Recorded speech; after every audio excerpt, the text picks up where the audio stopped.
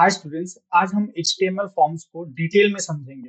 Form tag क्या होता है, क्यों यूज होता है, एट्रीब्यूट्स क्या होते हैं और डिफरेंट फॉर्म कंट्रोल्स कैसे काम करते हैं विथ रियल एग्जांपल्स के साथ। ठीक है, तो सबसे जो पहला क्वेश्चन आता है हम लोग के मन में कि एक जो फॉर्म टैग है उसका यूज क्या है। ठीक है, तो बेसिकली HTML फॉर्म्स क्या करता है, वेब डेवलपमेंट में यूजर से डेटा कलेक्ट करने के लिए काम में आता है। ठीक है, तो जब भी हम लोग देखते हैं ना कि कोई लॉगिन पेज है या फिर रजिस्ट्रेशन पेज है, ठीक है, तो वहां पे हम लोग जाते हैं और फिर अपना डिटेल्स फिल करते हैं और फिर लॉगिन या फिर रजिस्ट्रेशन एक बटन रहता है, वहां पे क्लिक करने के बाद हम लोग का उसका जो भी नेक्स्ट प्रोसेस रहता है ना वहां पे लेके चला जाता है। जैसे अगर सपोज करो मैंने कोई लॉगिन किया कहीं पे, अपना यूजर नेम दिया, पासवर्ड दिया, फिर लॉगिन बटन पे क्लिक किया, तो वो मुझे फिर मेरा अकाउंट की तरफ लेके चला जाएगा। ठीक है, अगर मैं बेसिकली फेसबुक का ही एग्जांपल लेके बताता हूँ तुम लोग को, तो इस टाइम में क्या होता है, मैंने जो भी डेटा दिया इन फॉर्म टैग के अंदर पे, वो उसको एज अ इनपुट लेता है और फिर उस डेटा को डायरेक्टली लेके चला जाता है सर्वर के पास। अब जब हम लोग पहले वीडियो पे सीख रहे थे, ठीक है, जब फर्स्ट वीडियो हम लोग ने डाला था, उसमें मैंने क्लियरली बताया था कि कोई भी वेबसाइट का दो एंड्स रहता है, एक होता है फ्रंट एंड, दूसरा होता है बैक एंड। अब फ्रंट एंड से डेटा जब मुझे बैक एंड की तरफ लेके जाना होगा, ठीक है, तब हम लोग यूज करेंगे फॉर्म टैग का। और सिर्फ फॉर्म टैग यूज करने से नहीं होगा, जब भी मुझे बैकएंड में कोई काम करना रहेगा उसके लिए मुझे एक सेपरेट PHP फाइल या फिर Django फाइल बनाना पड़ता है। ठीक है, जो बेसिकली सर्वर और डेटाबेस के साथ कम्युनिकेट करेगा। बट अब जो मेजर पार्ट ये है कि सिर्फ फॉर्म टैग लिखने से नहीं होगा। जैसे इससे आगे हम लोग लिख रहे थे ना, इमेज टैग लिख दिया, फिर उसमें मैंने सारा पाथ वगैरह दे दिया और इमेज लोड हो गया। तो बेसिकली वैसा नहीं होता। यहाँ पे क्या होगा, फॉर्म टैग तो रहेगा, उसके अंदर में भी डिफरेंट टाइप्स ऑफ टैग्स आएंगे। जैसे कि तुम लोग स्क्रीन पे देख सकते हो, यहाँ पे इनपुट टैग के बारे में बताया गया है, टेक्स्ट एरिया के बारे में बताया गया, select, option, button, label, field set, बहुत सारे टैग्स हैं यहाँ पे। ठीक है, तो जो मोस्टली कॉमन वेज पे यूज होता है ना, तो पहला तो इनपुट टैग सबसे ज्यादा यूज इनपुट टैग ही होता है। साथ में लेबल टैग को यूज किया जाता है। ठीक है, तो इनपुट टैग क्या होता है, इनपुट टैग हमेशा क्या करता है, एक सिंगल लाइन ऑफ टेक्स्ट लेगा यूजर से एज अ इनपुट और फिर उसको सर्वर के पास भेज देगा। जैसे अगर मैं यूजर नेम डाल रहा हूँ तो मैं चार पांच यूजर नेम नहीं डाल रहा हूँ, मैं एक ही यूजर नेम डालूंगा और फिर अपना पासवर्ड दे दूंगा। अब पासवर्ड भी कैसा होगा, मैं अपने अकाउंट का भी दे रहा हूँ और साथ में किसी दूसरे का अकाउंट का भी दूंगा, तो वैसे काम नहीं करेगा, मुझे मेरे अकाउंट का ही पासवर्ड देना पड़ेगा। राइट, तो इनपुट टैग वहां पे काम आता है। जब भी एक single line of text field मुझे अगर भेजना है सर्वर को, तो मैं इनपुट टैग का यूज करूंगा। सिमिलरली टेक्स्ट एरिया पे क्या होता है, जब भी अगर मुझे multiple lines as a input डालना है, अगर जैसे सपोज करो एड्रेस हो गया या फिर कोई पैराग्राफ वगैरह मुझे एज अ इनपुट लेना है, तब मैं क्या करूंगा, तब मैं टेक्स्ट एरिया का यूज करने वाला हूँ। फिर आता है सिलेक्ट। सिलेक्ट टैग क्या होता है, जब भी ड्रॉप डाउन मेन्यूज वगैरह हम लोग देखते हैं ना कि सिलेक्ट योर कंट्री, फिर मैं क्लिक करता हूँ तो वहां पे बहुत सारे कंट्रीज का नाम आ जाता है, चाइना, जापान, इंडिया, श्रीलंका, तो ऐसे बहुत सारे कंट्रीज का नाम आ रहा है। राइट, तो वो एक ड्रॉप डाउन इफेक्ट लाता है। तो जब भी मुझे ड्रॉप डाउन इफेक्ट लाना है तो मैं सिलेक्ट टैग का यूज करूंगा।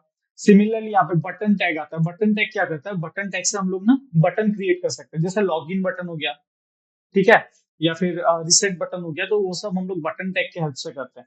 अब ऑप्शनल है कि बटन टैग ही यूज करना है, नहीं, हम लोग साथ में इनपुट टैग का यूज करके भी एक बटन क्रिएट कर सकते हैं। वो हम लोग देखेंगे जब हम लोग प्रैक्टिकल नॉलेज की तरफ यहाँ पे जाएंगे। साथ में लेबल टैग आता है। लेबल टैग क्या करता है, ये हम लोग को बताता है कि इस टेक्स्ट इनपुट में ना मुझे क्या डालना है। ठीक है, तो जैसा कि अगर तुम लोग देख सकते हो कि यूजर नेम रहेगा और उसके साइड में एक बॉक्स बना हुआ रहता है, तो वो जो यूजर नेम रहता है ना, वो लेबल टैग के अंदर पे आता है। सिमिलरली फील्ड सेट टैग भी है। फील्ड सेट टैग क्या करता है, ग्रुप रिलेटेड जितने भी एलिमेंट्स रहेंगे ना, तो उनको ग्रुप करने में काम आता है फील्ड सेट। तो ये हम लोग करके देखेंगे विद प्रैक्टिकल नॉलेज। अगर मैं तुमको सिर्फ थियोरेटिकल नॉलेज बताते रहूंगा ना, तो तुम लोगों को उतना समझ नहीं आने वाला। ठीक है, बट इससे पहले हम लोग क्या करेंगे, पहले रियल वर्ल्ड एग्जांपल लेते हैं। तो यहाँ पे रियल वर्ल्ड एग्जांपल के लिए मैंने लिया फेसबुक का रजिस्ट्रेशन पेज। तो यहाँ पे तुम लोग देख सकते हो, ये जो मैंने एरोज देके रखे हैं ना, ये जो बॉक्स है, जैसे यहाँ पे देखो first name, last name, mobile number, new password, ये जो लिख के आ रहा है, ये जो बॉक्स आ रहा है, इनको बोला जाता है इनपुट फील्ड्स। मतलब यहाँ पे मैं डेटा को इनपुट देने वाला हूँ। ठीक है, सिमिलरली बर्थडे, जेंडर, ये जितने भी है ना, सब इनपुट फील्ड्स के अंदर पे ही आते हैं। अब जो एक डिफरेंस तुम लोग यहाँ पे देख सकते हो, ये जो दिसंबर में देखो एक एरो आ रहा है, राइट, ये जो दिसंबर का एक एरो आ रहा है ये बेसिकली है एक ड्रॉप डाउन मेन्यू। ठीक है, तो यहाँ पे हम लोग को सिलेक्ट ऑप्शन का यूज करना पड़ेगा। अब ड्रॉप डाउन मेन्यू के लिए भी मुझे इनपुट टैग लेना ही पड़ेगा, उसके अंदर पे मैं फिर सिलेक्ट टैग लगाऊंगा। ठीक है, और साथ में नीचे देखो जो फीमेल मेल कस्टम, उसमें देखो साइड में एक बटन आ रहा है, राइट, इनको बोला जाता है रेडियो बटन। रेडियो बटन कहाँ पे काम आता है? अभी जब मुझे मल्टीपल ऑप्शन सिलेक्ट नहीं करना होता है तब मैं रेडियो बटन यूज करूंगा। मतलब तुम कोई एक को सिलेक्ट कर सकते हो बट मल्टीपल सिलेक्ट नहीं कर सकते। ठीक है, तो ये एक मेजर डिफरेंस आता है रेडियो बटन और चेकबॉक्स पे, वो भी हम लोग उस पर भी डिस्कशन करेंगे कि कैसे रेडियो बटन अलग होता है और चेकबॉक्स बटन अलग होता है। ठीक है, तो पहले तो हम लोग ये समझते हैं कि इस कोड को एक एज अ स्ट्रक्चर कैसे लिखा जाता है। तो देखो यहाँ पे मैंने क्लियरली बताया हुआ है कि कैसे एक HTML फॉर्म को बनाया जाता है विद अ कोड एग्जांपल। तो यहाँ देखो पहले तो मैंने फॉर्म टैग ओपन किया, उसके अंदर पे मैंने लिखा लेबल नेम। ठीक है, और उसके बाद मैंने लिखा है input type text name equals to full name. यहाँ पे मैं क्या बोल रहा हूँ कि इस फील्ड में जो भी टेक्स्ट आने वाला है, ठीक है, जो भी इनपुट यूजर देगा उसको एज अ टेक्स्ट ट्रीट करो। जैसे अगर मैं अपना नाम दे रहा हूँ तो मैं अपना नाम 1 2 3 4 5 6 तो नहीं देने वाला ऑब्वियसली, राइट, मेरा नाम है नोबोनाथ, तो मैं उस पूरे नाम को एज अ टेक्स्ट इनपुट दे रहा हूँ। ठीक है, तो इसमें जो भी टेक्स्ट आने वाला है वो उसको एज अ सर्वर, जब सर्वर को भेजेगा तब उसको एज अ टेक्स्ट बोल के भेजेगा। ठीक है, उसके बाद नेक्स्ट वाले पे देखो मैंने जब ईमेल लिखा तब मैंने लिखा इनपुट टाइप ईमेल। अच्छा, अब ईमेल में भी तो टेक्स्ट होता है, राइट, नंबर्स होते हैं, बट इसका मेजर डिफरेंस क्या होता है? हम लोग को एक चीज बहुत जानना जरूरी है। ईमेल में हमेशा हम लोग एक एट द रेट सिंबल देते हैं, राइट। तो इससे हम लोग को ब्राउजर को हमको ये बताना है कि इसमें जो भी फील्ड आने वाले, जो भी इनपुट्स आने वाले वो ईमेल की तरह ट्रीट करो उनको, मतलब वहां पे एट द रेट सिंबल होना चाहिए। ठीक है, जरूरी नहीं है कि वो ईमेल वैलिड ही हो। ठीक है, मैं टेस्ट एट द रेट एग्जाम्पल.com भी दे सकता हूँ, उसमें भी कोई एरर नहीं आने वाला, उसको फिर हम लोग बैकएंड में चेक कर सकते हैं कि ये एक वैलिड ईमेल एड्रेस है कि नहीं। तो वो बैकएंड का काम है, बट फ्रंट एंड से जब मैं डेटा को भेजूंगा मुझे उसको बताना होगा कि यहाँ पे मैं ईमेल ले रहा था और मैं इसको एज अ ईमेल भेज रहा हूँ आपको। फिर देखो मैंने नेक्स्ट लिखा है पासवर्ड, इनपुट टाइप पासवर्ड। अब जब भी हम लोग एक फॉर्म, ठीक है, एक रजिस्ट्रेशन फॉर्म में जाते हैं तो वहां पे दिखता है ना क्रिएट अ न्यू पासवर्ड, फिर मैं पासवर्ड देता हूँ तो पासवर्ड का तुम लोग देख सकते हो। बाय डिफॉल्ट तुम लोग देख नहीं सकते, बाय डिफॉल्ट वहां पे एक dot dot dot dot symbol आता है। ठीक है, वहां पे साइड में व्यू बटन रहेगा, जब मैं उस पर क्लिक करूंगा तो तुम लोग उस पासवर्ड को देख पाओगे। बट बाय डिफॉल्ट वहां पे सारा हाइड करके रखता है। तू कैसे हाइड करेगा, उसको कैसे पता चल रहा है कि यहाँ पे जो डेटा आ रहा है वो पासवर्ड है? जब हम लोग टाइप इक्वल्स टू पासवर्ड दिखेंगे तब वहां पे तब उस फील्ड को पता चल जाता है, तब वेब ब्राउजर को पता चल जाता है कि इसमें जो भी डेटा आने वाले हैं ना वो पासवर्ड की तरह इसको ट्रीट करना है, मतलब मुझे उसको हाइड करना है ताकि कोई और ना देख पाए। साथ में तुम लोग एक और चीज देख सकते हो, यहाँ पे मैंने नेम लिखा है। अब इस नेम का क्या काम है? नेम नेम एट्रीब्यूट जो होता है ना वो मेजरली काम में आता है जब हम लोग डेटा को सर्वर पे भेजेंगे ना। तो जब भी पीएचपी में हम लोग कोड लिखते हैं, ठीक है, तो पीएचपी बेसिकली एक सर्वर स्क्रिप्टिंग लैंग्वेज है जिसके हेल्प से हम लोग एक फॉर्म के डेटा को एक्सेस कर पाते हैं। तो वो डायरेक्टली एक्सेस नहीं करेगा, वो कैसे एक्सेस करेगा? वो एक्सेस करेगा with the help of name tag, name attribute, sorry. तो ये जो नेम एट्रीब्यूट में मैंने फुल नेम लिखा है, मैं पीएचपी कोड में मैं इसको स्पेसिफाई कर सकता हूँ कि जिस फील्ड का नाम फुल नेम है वहां से तुम ये डेटा को लेके आ जाओ, जिस फील्ड का नाम ईमेल है वहां से तुम ईमेल को लेके आ जाओ। ठीक है, जिस ईमेल का नाम पास है वहां से तुम पासवर्ड को लेके आ जाओ। तो कुछ इस तरीके से काम करता है पूरा HTML फॉर्म कोड। ठीक है, तो अब हम लोग क्या करेंगे, ज्यादा थ्योरेटिकल नॉलेज पे नहीं आते, मैंने तुम लोग को एक क्लियर एक्सप्लेनेशन दे दिया है, बट अभी के लिए हम लोग क्या करेंगे, प्रैक्टिकल पे जाते हैं और प्रैक्टिकल पे सीखते हैं कि इसको प्रैक्टिकली कैसे इंप्लीमेंट करना है। ठीक है, तो हम लोग कैसे एक फॉर्म टैग को बनाएंगे। तो जब भी मुझे एक फॉर्म बनाना होगा मैं पहले तो क्या करूंगा, एक फाइल लूंगा और इसका नाम देता हूँ form dot H T M L. ठीक है, तो मैंने एक form dot H T M L ले लिया। अब इसके बाद मैं यहाँ पे क्या करूंगा, मैं पहले तो एच टी एम एल का कोड लिख लेता हूँ, H T M L and then head, उसके अंदर पे आएगा टाइटल। अब इस टाइटल पर मैं लिख देता हूँ H T M L form tag. ठीक है, H T M L form tag.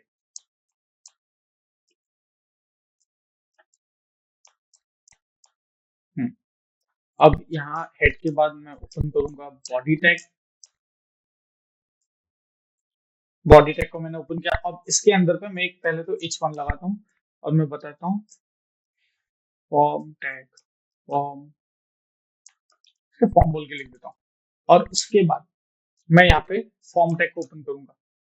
ठीक है, अब फॉर्म टैग का एक एट्रीब्यूट रहता है एक्शन, बट अभी और एक्शन टैग में बेसिकली हम लोग क्या करते हैं, हम लोग उस फाइल का नाम दे देंगे जिस फाइल पे मुझे ये डेटा को भेजना है। ठीक है, तो फिलहाल तो हम लोग को कहीं भेजना नहीं है, तो मैं इस एक्शन एट्रीब्यूट को ऐसे ही रहने दूंगा। अब मैं क्यों रहने दे रहा हूँ, क्योंकि मुझे अभी बैकएंड नहीं सिखाना है तुम लोग को। सेवा के बुक में कहीं पे भी बैकएंड मेंशन ही नहीं किया गया, ना तो एक्शन एट्रीब्यूट के बारे में मेंशन किया गया। तो इसलिए मैं यहाँ पे एक्शन एट्रीब्यूट्स के बारे में ज्यादा डिटेल में नहीं जाने वाला। जब हम लोग बाद में कभी वेब डेवलपमेंट और अच्छे से सीखेंगे ना, तब वहां पे हम लोग सीखेंगे कैसे एक्शन एट्रीब्यूट पे काम करते हैं, कैसे पीएचपी कोड को लिखते हैं। ठीक है, तो बाद में अगर हुआ तो मैं बैकएंड के बारे में भी कोड लेके आऊंगा। अगर तुम लोग को इन फ्यूचर कभी भी वेब डेवलपमेंट सीखना है तो तुम लोग सीख पाओगे। तो अभी मैंने फॉर्म टैग ओपन कर लिया। अब सिर्फ फॉर्म टैग ओपन करने से नहीं होगा, राइट? मुझे बताना होगा कि इसमें क्या क्या इनपुट जाने वाले। तो मैं क्या करूंगा, मैं पहले तो एक लेबल टैग ओपन करूंगा और यहाँ पे लिखूंगा ईमेल। मैं यूजर को बताऊंगा कि इसके बाद जो भी इनपुट फील्ड आएगा वहां पे तुमको ईमेल इनपुट करना है। तो मैं इसी के साइड में लिखूंगा इनपुट टाइप। अब मैंने क्या बोला था, जब भी मुझे ईमेल को इनपुट लेना है तो मैं क्या लिखूंगा, इनपुट टाइप ईमेल। ठीक है, और साथ में मैं लिखूंगा नेम। नेम में मैं लिख देता हूँ, सब कुछ करो ईमेल। जरूरी नहीं है कि तुमको ईमेल ही लिखना है, तुम लोग यूजर ईमेल भी लिख सकते हो। ठीक है, और इसको होने के बाद मैं यहाँ पे एक बी आर टैग लगा लेता हूँ। बी आर टैग बेसिकली अब जो भी नेक्स्ट पार्ट आएगा ना वो दूसरे लाइन का आने वाला है। उसके बाद मैं लिखूंगा पासवर्ड।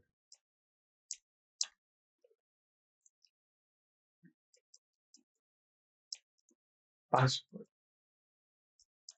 और साथ में मैं यहाँ पे लिखता हूँ input type equals to password के लिए मैं लिखने वाला हूँ पासवर्ड, और फिर नेम इक्वल्स टू, अब देखो मैंने वहां पे पास लिखा था, चलो ठीक है अब मैं अलग करके लिखता हूँ यूजर पास।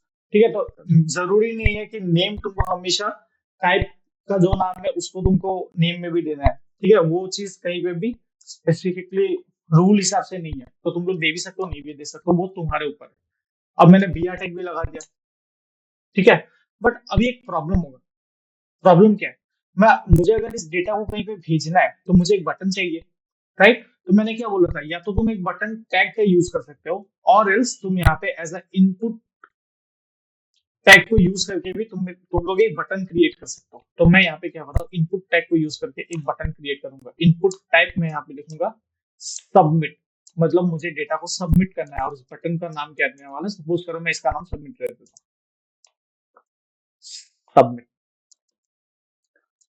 और यहाँ पे भी मैं एक डी टैग लगा देता हूँ।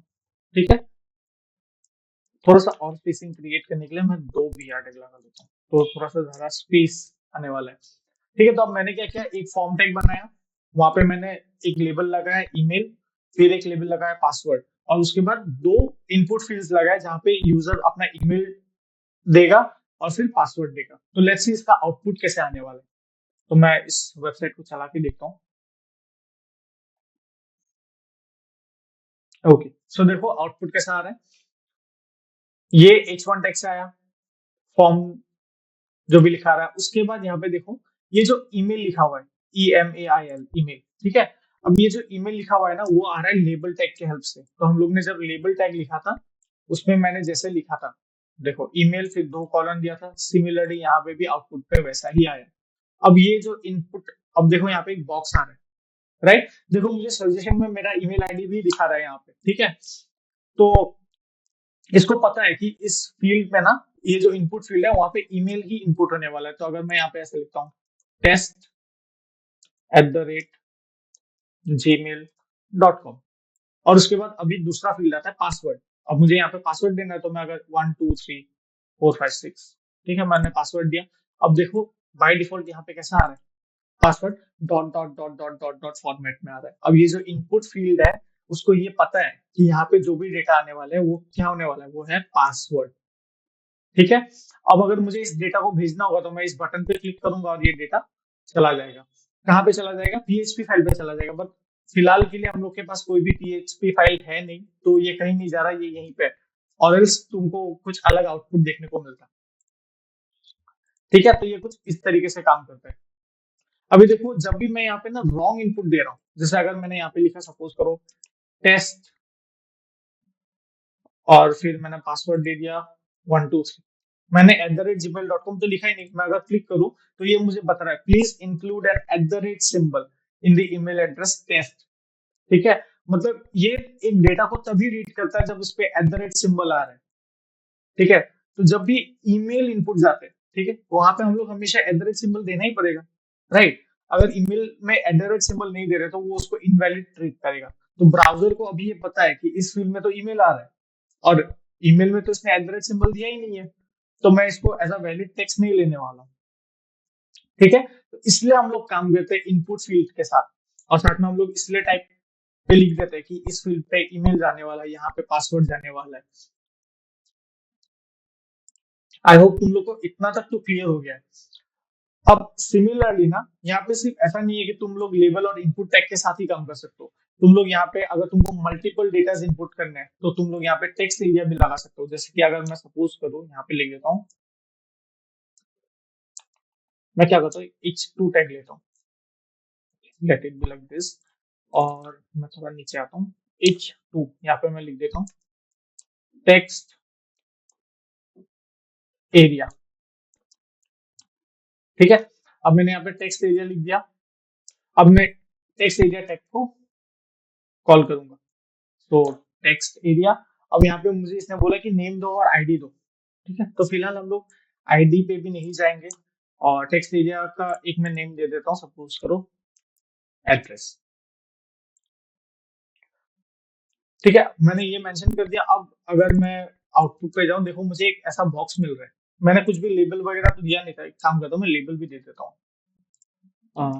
लेबल, और साथ में मैं लिख देता हूँ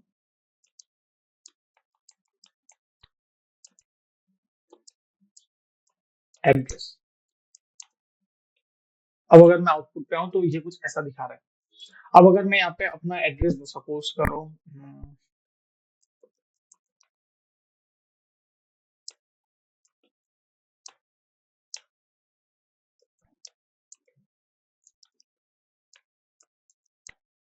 देखो यहाँ पे multiple fields, multiple lines of code में लिख पा रहा हूँ, और साथ में मैं इसको बड़ा और छोटा भी कर सकता हूँ, राइट। तो इसका काम आता है टेक्स्ट एरिया पे। जब भी मुझे multiple lines of text input लेना है तब मैं टेक्स्ट एरिया को यूज करूंगा। बट अगर सेम मैं यहाँ पे जाऊँ, अब मैं कुछ ऐसा लिख के एंटर दबाऊं, तो देखो वो कुछ भी काम नहीं कर रहा है। ठीक है, तो यहाँ पे तुम लोग मल्टीपल इनपुट्स नहीं ले सकते हो। मल्टीपल इनपुट्स लेने के लिए हम लोग हमेशा टेक्स्ट एरिया को यूज करेंगे। साथ में यहाँ पे हम लोग ये भी मेंशन कर सकते हैं कि हम लोग को जो टेक्स्ट एरिया वो हमको कितना बड़ा चाहिए। तो अगर मैं यहाँ पे लिख दूं रोज इक्वल्स टू 3 और कॉल्स इक्वल्स टू 5, तो ये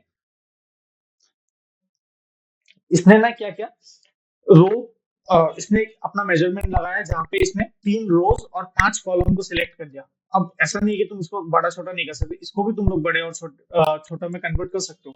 बट बाय डिफॉल्ट उसका एक पर्टिकुलर साइज रहेगा, उस साइज को मेंशन करने के लिए तुम लोग रोज एंड कॉलम्स का हेल्प ले सकते हो। ठीक है, तो हम लोग ने सीखा इन ईमेल को कैसे ले सकते हैं, पासवर्ड को कैसे ले सकते हैं, और साथ में कैसे हम लोग मल्टीपल लाइंस ऑफ कोड ले सकते हैं, राइट। बट अगर सपोज करो मुझे इसके जगह पे डेट लेना रहता, मतलब मुझे अगर किसी का डेट ऑफ बर्थ लेना, तो मैं क्या करता, मैं यहाँ पे करूंगा h2 फिर से लगाऊंगा, और मैं लिखता हूँ डेट, और अभी मैं यहाँ पे लगाऊंगा एक लेबल जहाँ पे मैं ये मेंशन करूंगा कि ये सेंटर योर डीओबी, तो डीओबी डेट ऑफ बर्थ, और उसके बाद मैं यहाँ पे लिखता हूँ इनपुट टाइप। अब मुझे यहाँ पे क्या चाहिए, डेट। ठीक है, अगर तुमको डेट के साथ टाइम भी चाहिए तो तुम डेट एंड टाइम यूज कर सकते हो। ठीक है, बट मुझे फिलहाल के लिए सिर्फ डेट चाहिए, तो मैं डेट लिखूंगा, फिर नेम में लिख देता हूँ डीओपी। अब अगर मैं जाऊं आउटपुट पे, तो देखो यहाँ पे डेट भी आ गया, राइट। अब डेट भी आ गया। अब अगर मैं यहाँ पे क्लिक करूँ तो ये मुझे कैलेंडर ओपन करके दे रहा है। मैं इस कैलेंडर को डेट ऑफ बर्थ चूज करने के लिए यूज कर सकता हूँ। देखो, ठीक है। तो ऐसे करके यहाँ पे बहुत सारे कंट्रोल्स हैं। तुमको कैसे कहाँ क्या काम करना है वो तुमको जानना पड़ेगा, और यहाँ पे ना बहुत सारे कंट्रोल्स है। तो ऐसा तो नहीं है कि तुम लोग एक ही दिन में सब सीख जाओगे, प्रैक्टिस करते रहना होगा। और अभी प्रैक्टिकल एग्जाम्स के लिए ज्यादा दिन तो बचा है नहीं, तो बुक में जो है फिलहाल तुम लोग वही प्रैक्टिस करो। और बाद में अगर तुम लोग को वेब डेवलपमेंट सीखने का और भी मन हो तो तुम लोग आके इस वीडियो पे फिर बाद में भी सीख पाओगे। मैं अभी के लिए तो पूरा डिटेल वीडियो बना रहा हूँ, ठीक है। और अगर सपोज करो मुझे अब ये सब नहीं चाहिए, ये सब तो मैंने सीख लिया, बट अगर मुझे किसी का जेंडर लेना होता तो, अब जेंडर क्या होता है, या तो तुम मेल रहोगे या तो फीमेल या तो अदर्स कैटेगरी में गिरोगे, राइट। तीनों एक साथ तो कभी नहीं हो सकता, है कि नहीं।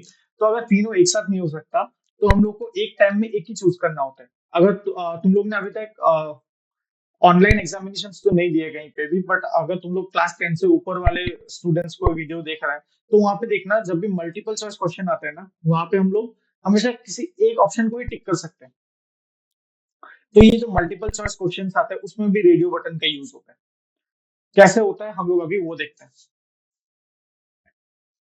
तो रेडियो बटन को यूज करने के लिए सबसे पहले तो हम लोग क्या करेंगे, फॉर्म टैग ओपन कर लिया, उसके अंदर पे मैं एक पैराग्राफ टैग लगा देता हूँ, जेंडर।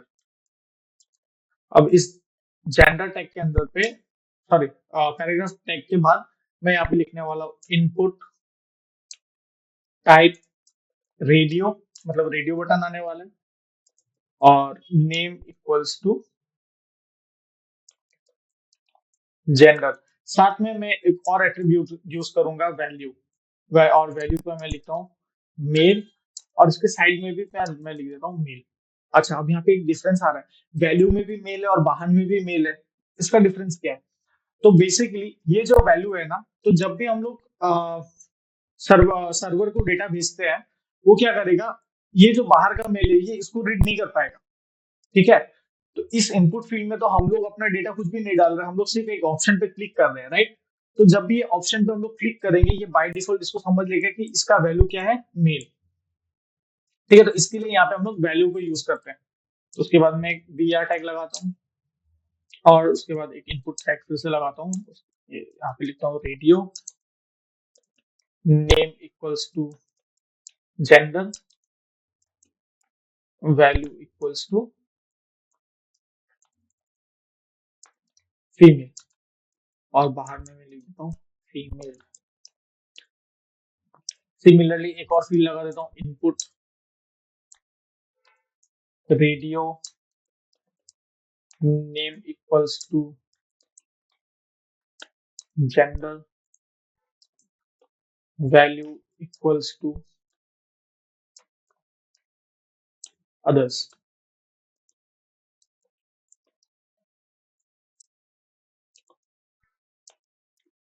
अच्छा, अब तुम लोग के मन में और एक क्वेश्चन आ सकता है कि यहाँ पे सबका नाम हम लोग ने नेम जेंडर ही क्यों रखा है?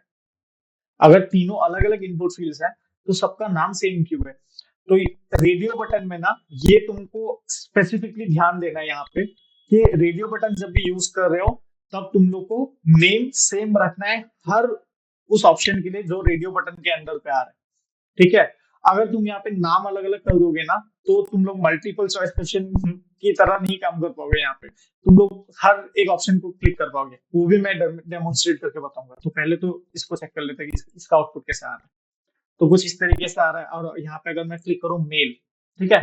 अब सपोज करो गलती से मैंने मेल क्लिक कर दिया, उसके बाद अगर मुझे फीमेल क्लिक करना था, तो मैं जब भी फीमेल क्लिक करूंगा, देखो जो मेल का ऑप्शन था वो अपने आप हट गया, ठीक है। तो रेडियो बटन यहाँ पे ऐसे काम करता है, और इसका मेजर काम हमेशा वहीं पे आता है जब आपके पास तीन चार ऑप्शन है और उसमें से किसी एक को ही आपको सिलेक्ट करना है।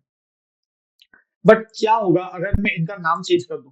तो पहले का नाम था जेंडर, सेकंड का नाम जेंडर टू, थर्ड का नाम जेंडर, सॉरी, पहले का नाम था जेंडर, सेकंड का नाम जेंडर वन, और थर्ड का नेम दे दिया मैंने जेंडर टू। अब अगर मैं इस यहाँ पे आऊं, और अब देखो मैं तीनों को सिलेक्ट कर पा रहा हूँ। क्यों कर पा रहा हूँ? बिकॉज यहाँ पे नेम अलग अलग है, ठीक है। तो हर नेम के लिए ये किसी एक को तो एक्टिव कर ही सकता है। तो अगर तीनों नाम अलग अलग है तो इसने तीनों को एक्टिव कर दिया। तो अगर तुमको इस चीज से बचना है, हमेशा याद रखना जो नेम है रेडियो बटन के अंदर पे वहां पे नाम, ये जो नेम है इसको सेम रखना है, ठीक है। और अगर तुम लोग को सपोज करो सिमिलरली अगर मुझे एक चेकबॉक्स बनाना होता है, ठीक है, तो मैं एक h2 बना देता हूँ और यहाँ पे मैं लिख देता हूँ चेकबॉक्स। उसके बाद मैं यहाँ पे एक इनपुट लगा देता हूँ, input text checkbox, name equals to suppose करो हॉबी 1, और मैं यहाँ पे वैल्यू दे देता हूँ म्यूजिक,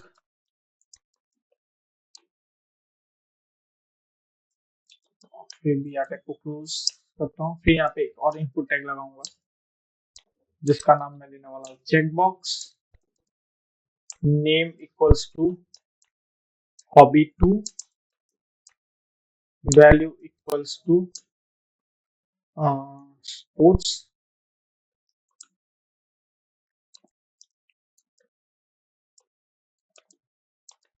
यहाँ पे भी एक मैं बी आर टैग लगा देता हूँ और साथ में एक और इनपुट फील्ड लगाऊंगा जिसका टाइप होगा चेकबॉक्स, नेम होने वाला है यहाँ पे भी सेम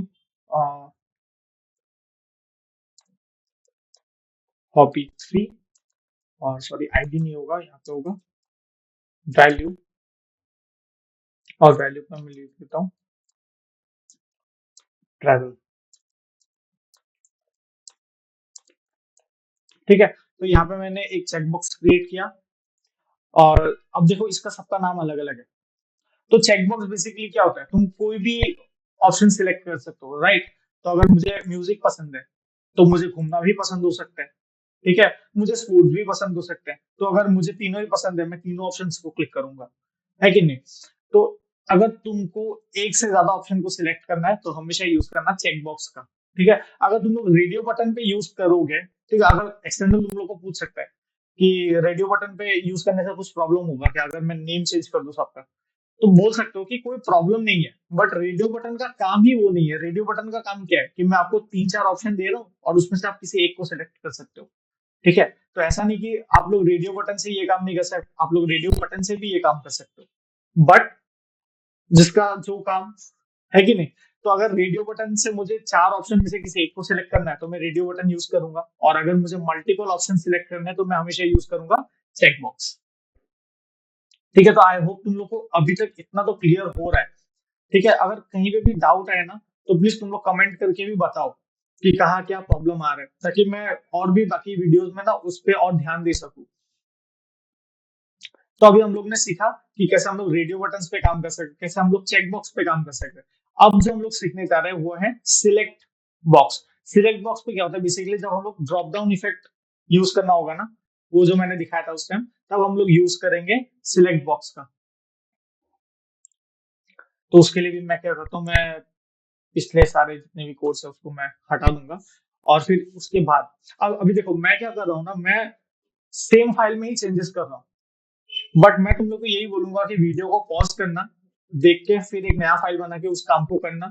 फिर जब मैं अभी जैसे मैं सिलेक्ट बॉक्स को यूज करके ड्रॉप डाउन मेनू बनाने वाला हूँ, तो तुम लोग उसको दूसरे फाइल में करना, ठीक है। मुझे थोड़ा टाइम बचाना है इसलिए मैं सेम काम कर रहा हूँ, बट तुम लोग अलग अलग फाइल में रखना, ताकि तुम लोग अगर एग्जाम से पहले एक बार देखना भी चाहो तो तुम लोग देख सको, ठीक है। अब हमेशा तो एग्जाम के पहले तुम लोग पूरा वीडियो देखना पॉसिबल नहीं होगा, बट अगर लैपटॉप ओपन ही है तो तुम लोग एक बार अगर कोड को देख भी लोगे ना तो ज्यादा जल्दी हो जाएगा वो काम,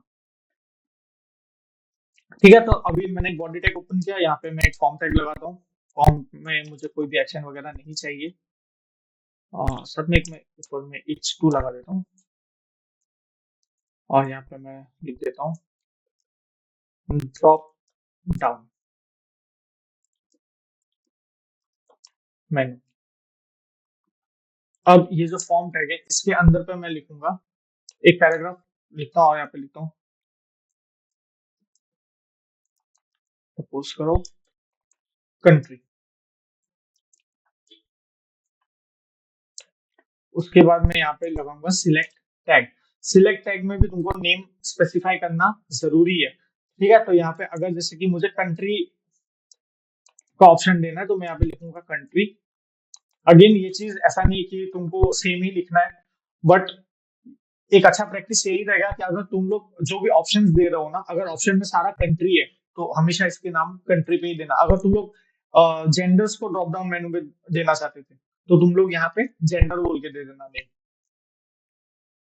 अब मैंने ये सिलेक्ट ऑप्शन लिख लिया, उसके बाद मैं क्या करूंगा, मैं यहाँ पे ऑप्शंस क्रिएट करूंगा। तो ऑप्शन वन में हमेशा हमको वैल्यू देना है। तो मैंने पहले भी बताया वैल्यू टैग हम लोग क्यों एट्रीब्यूट क्यों यूज कर रहे हैं, क्योंकि मैं यहाँ पे इनपुट नहीं ले रहा यूजर से, मैं यूजर से सिलेक्ट करवा रहा हूँ।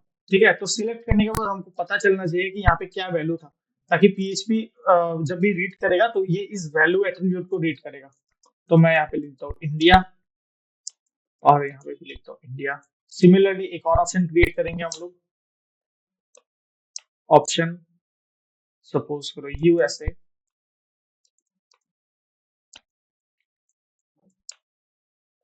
एक और ऑप्शन जहाँ पर मैं लिखता हूँ जापान। ठीक है, तो यहाँ पे भी मैंने 3 ऑप्शंस दे दिए। अगर तुम लोग चाहो तो पहले में इंडिया ना देके तुम लोग कुछ ऐसा भी कर सकते हो, ऑप्शन वैल्यू, ठीक है वैल्यू कुछ भी नहीं दूंगा, ऐसे रहने देता हूँ, और फिर यहाँ पे लिखता हूँ select country, O U C O T R, select country. ठीक है, तो अब देखते हैं इसका आउटपुट कैसे आ रहा है हम लोग ब्राउजर पे।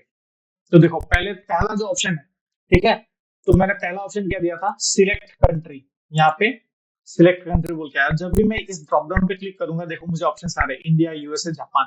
तो मैं अगर इंडिया पे क्लिक करूंगा तो यहाँ पे इंडिया आ जाएगा, अगर मैं यूएसए पे क्लिक करूंगा तो यहाँ पे यूएसए आ जाएगा। अच्छा, मैं तुम लोग को एक और चीज दिखाता हूँ। सपोज करो अगर मैं यहाँ पे एक इनपुट फील्ड देता और मैं उसका नाम देता सबमिट, और नेम इक्वल्स टू सबमिट, साथ में वैल्यू इक्वल्स टू सबमिट, और उसके बाद अगर मैं इसको कुछ रन करूँ, ठीक है, तो अगर मैंने यहाँ पे दिया सपोज करो इंडिया, और मैं सबमिट पे क्लिक करूँ, तो देखो यहाँ जो यूआरएल जहाँ पे रहता है ना, वहां पे तुमको एक ऑप्शन मिल रहा है country equals to India, right. कहाँ से आया, हम लोग ने कहीं मेंशन किया कंट्री इन इंडिया। देखो जब भी मैं सिलेक्ट टैग पे नेम दे रहा था ना, तो उसने इस नेम को रीड किया, क्या है यहाँ पे नेम कंट्री, उसके बाद इक्वल टू यूआरएल खुद लगाता है, और उसके बाद मतलब सॉरी ब्राउजर खुद लगा था, उसके बाद हम लोग ने जो भी ऑप्शन में यहाँ पे दिया था ना वैल्यू, उसने इसको रीड किया ताकि ये सर्वर को भेज सके। और हमेशा सर्वर को जो भी डेटा जाएगा वो उसके यूआरएल के हेल्प से जाता है। ठीक है, तो इस यूआरएल में जो भी डेटा आ रहा है उसको याद रखना, तुम लोग इनपुट फील्ड से रीड कर रहे हैं। तो जब भी मैंने वहां पे वैल्यू इंडिया दिया था वो यहाँ पे रिफ्लेक्ट कर रहा है। अगर मैं इसके जगह पे जापान देता और सबमिट करता तो देखो यहाँ पे कंट्री को जापान आ गया।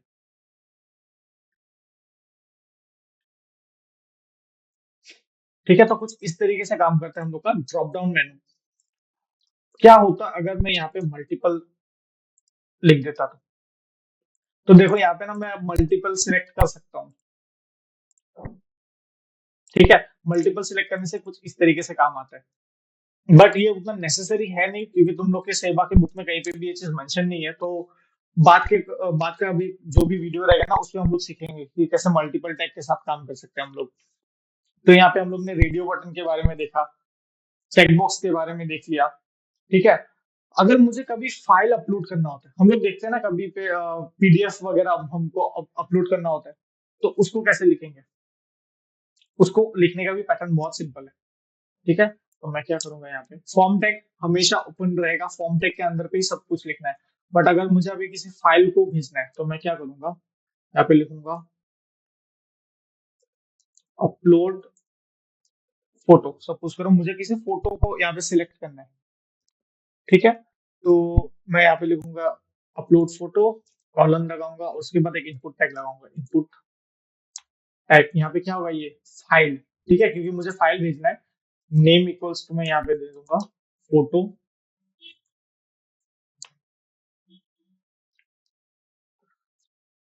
ठीक है, तो देखो सिंगल लाइन पे हो गया। Input type equal to file, मतलब इसका फाइल होगा, नेम फोटो रहेगा, वैल्यू यहाँ पे कुछ नहीं आने वाला है क्योंकि यूजर यहाँ पे खुद इनपुट दे रहा है। तो अगर मैं अभी यहाँ पे जाऊँ, देखो मेरे पास एक ऑप्शन आया चूज फाइल, मैं अगर इस पे क्लिक करूंगा तो ये मुझे मेरा जो भी मेन्यू रहेगा ना उस पे इसने ओपन कर दिया। अब मैं यहाँ से कोई भी एक फाइल सिलेक्ट करके चूज कर सकता हूँ, देखो यहाँ पे लोड हो चुका है। ठीक है, अब जो भी फाइल का नाम रहेगा वो यहाँ पे डिस्प्ले हो जाएगा।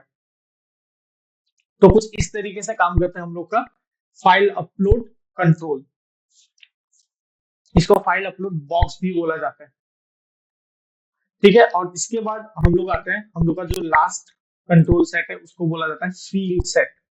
ठीक है, अब फील्ड सेट कैसे काम होता है मैंने पहले ही बताया। फील्ड सेट फॉर्म हमेशा क्या करता है, फॉर्म का एक सेक्शन को ग्रुप कर देता है। ठीक है, तो जैसे अगर सपोज करो मेरा पास रहता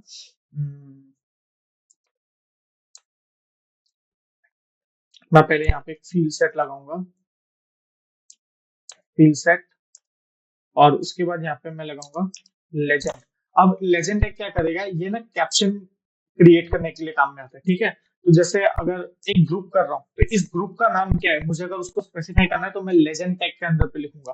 तो मुझे यहाँ पे ना पर्सनल डिटेल्स लेने हैं यूजर्स के, तो मैं लिखूंगा पर्सनल डिटेल्स, मैंने ये लिखा। उसके बाद मैं यहाँ पे नेम, अब मैं यहाँ पे लेबल टैग यूज कर भी सकता हूँ, नहीं भी कर सकता हूँ, ये ऑप्शनल है। ठीक है, लेबल टैग ऐसा नहीं कि तुमको लिखना ही है, ऑप्शनल चीज है, तो मैं फिलहाल के लिए इसको स्किप करता हूँ। नेम, और मैं साथ पे लिखता हूँ इनपुट टाइप, अभी मैं नेम ले रहा हूँ तो वो टेक्स्ट में ही होगा, name equals to user name, और फिर बी आर टैग लगाया मैंने, और उसके बाद मुझे लेना है सपोज करो age, age input type age, और सॉरी इनपुट टाइप, अब एज है, एज हमेशा किस पे रहेगा, नंबर्स पे रहेगा, तो यहाँ पे मैं लिखूंगा नंबर, और name equals to user age, और फिर मैं बी आर टैग को क्लोज कर देता हूँ। ठीक है, तो ये हो गया मेरा एक फील्ड सेट। साथ में अगर मैं यहाँ पे एक और लगाऊं, मैं इसी को कॉपी करता हूँ और यहाँ पे पेस्ट करता हूँ। अब मैं यहाँ पे पर्सनल डिटेल्स की जगह पर मैं लिखता हूँ कॉन्टेक्ट डिटेल्स, नेम पे मैं देता हूँ फोन नंबर। अब ये जो इनपुट टाइप था इसको टेक्स्ट के जगह पे मैं लिखूंगा टेल। ठीक है, और नेम के जगह पे मैं देता हूँ फोन, और साथ में मैं यहाँ पे देता हूँ ईमेल। तो ईमेल मैंने नहीं किया, तो लेट्स यहाँ पे email type equals to email, यहाँ पे मैं लिखता हूँ ईमेल। साथ में अब मैं इसके बाहर पे एक लगाऊंगा input type submit value, submit name equals to submit. तो लेट्स सी इसका आउटपुट कैसा आ रहा है। तो देखो इसका आउटपुट कुछ इस तरीके से आ रहा है। अब इसने किया क्या, दो सेक्शन क्रिएट किया, थोड़ा सा स्पेसिंग के लिए मैं क्या करता हूँ, मैं इस फील्ड सेट के खत्म होने के बाद बी आर टैग लगा देता हूँ ताकि ये थोड़ा सा स्पेस क्रिएट करे। तो देखो इसने पहला एक ये सेट बनाया जो पर्सनल डिटेल था, जहां पे मैं अपना नेम फिर एज वगैरह दे सकता हूँ। अब मैंने एज में टाइप कर दिया था नंबर, तो नंबर हमेशा हम लोग ना बढ़ा घटा सकते हैं। ठीक है, तो ये ऑप्शन जब भी हम लोग टाइप नंबर लिखते हैं तो ये हमको एक ऑप्शन देता है कि आप या तो टाइप करो, और या तो इससे आप ऊपर या नीचे कर सकते हो। ठीक है, साथ में मैंने दिया कॉन्टेक्ट नंबर। अब ये जो कॉन्टेक्ट नंबर में मैंने देखना, मैंने दिया था टेल, राइट। टेल का मतलब होता है टेलीफोन नंबर्स। तो यहाँ पे पूरा टेलीफोन नंबर्स तुम लोग इनपुट दे सकते हो, नंबर्स में भी दे सकते थे, ऐसा नहीं कि नंबर्स पे नहीं दे सकते हो। ठीक है, नंबर्स पे भी दे सकते हो, बट हम लोग को एक एट्रीब्यूट दिया ही गया है ताकि हम लोग टेलीफोन नंबर्स को इनपुट ले सके, तो व्हाई नॉट उसको यूज करें हम लोग, राइट। साथ में मैंने यहाँ पे दिया ईमेल। अब मैंने क्या किया था, लेजेंड पे मैंने एक चीज स्पेसिफिकली मेंशन किया था ये है मेरा कॉन्टेक्ट डिटेल। तो देखो ये जो बॉक्स आ रहा है उसके ऊपर में इसने कॉन्टेक्ट डिटेल्स बोल के लिख दिया। तो जब भी मैं लेजेंड टैग के अंदर पे कुछ लिख रहा हूँ वो उसको यहाँ शो करेगा। ठीक है, तो कुछ इस तरीके से काम करता है पूरा फॉर्म टैग। अब साथ में ना मैंने तुम लोग को ये चीज तो दिखा दिया कि कैसे हम लोग सबमिट बटन यूज कर सकते हैं, राइट। सिमिलरली यहाँ पे अगर हम लोग चाहे तो यहाँ पे हम लोग रीसेट बटन भी बना सकते हैं। ठीक है, और एक नॉर्मल बटन भी बना सकते हैं। तो पहला तो ये तो सबमिट हम लोग ने देखा ही है कि सबमिट बटन कैसे बनाया जाता है।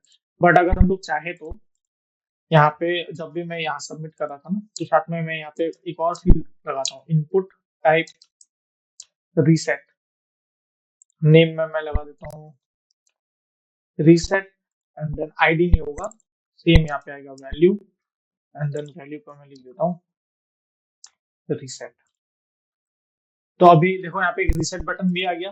अब अगर मैं यहाँ पे कुछ भी लिख रहा हूँ, ठीक है,